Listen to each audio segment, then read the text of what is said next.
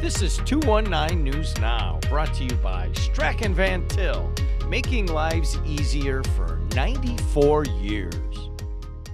I'm Andrew Garcia, and this is your 219 News Now. A new pope has been selected to lead the Catholic Church. Robert Prevost, who will now be known as Pope Leo XIV, was announced as the successor to Pope Francis. He becomes the first person from the U.S. ever to serve as Pope. Bishop Robert McClory of the Diocese of Gary explains what he expects to see from Leo XIV. The message that he gave today was so inspiring. He both spoke in the local language of Italian, he spoke in the historic language of Latin, and he spoke in the language of the community that he served in Peru, which is Spanish. And so I think all of those bespeak someone who has a sensitivity to the community that he serves, as well as a respect for the tradition that we inherit. So that was a great sign, and I think he'll really bring forth his own gifts and charisms as we get to know them. But I'm just very excited about what lies ahead. Governor Mike Braun visited the region as a guest of the Munster Chamber of Commerce on Thursday. He discussed a bill that would give him full control over the Indiana University Board of Trustees and allow him to replace any member at any time.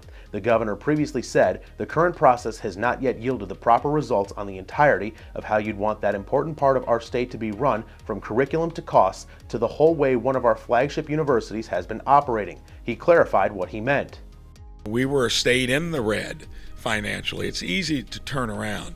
There, it's an institution that would be one of our two flagship institutions that is not running itself as well as its other public counterparts.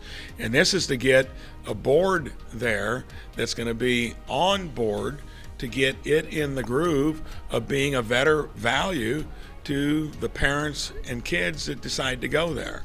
And I'm talking about running it more efficiently. Now we'll look at your weekend weather presented by NIPSCO. I'm meteorologist Zoe Mintz, and we're looking at a really lovely weekend of weather ahead of us. However, it's going to start off a little bit chillier. High temperatures Friday are going to be in the upper 50s, so you still have to grab a jacket, but keep the sunglasses handy. Sunny skies Friday, and then even sunnier on Saturday, and that's going to allow our temperatures to warm up even more as those winds shift around, and they're going to be near 70 degrees across the region Saturday afternoon, and by Sunday it only gets even warmer in the mid-70s with sunny skies, nice and calm winds, really nice conditions, a little sneak peek of summertime that's going to continue into early next week. And in sports, Crown Point junior Trevor Gibbs has announced his intent to play football for Indiana University. The two-way player said the Hoosiers were one of the first Big Ten teams to make him an offer. Though recruited for defense, Gibbs hopes to get in for some offensive plays in Bloomington. "I think it's a great place for him," CP head coach Craig Bozea said. "I'm happy for him and I'm happy for the family." To read up on more local news and headlines, visit jed-tv.com and nwi-com. I'm Andrew Garcia, and this has been your 219 News Now.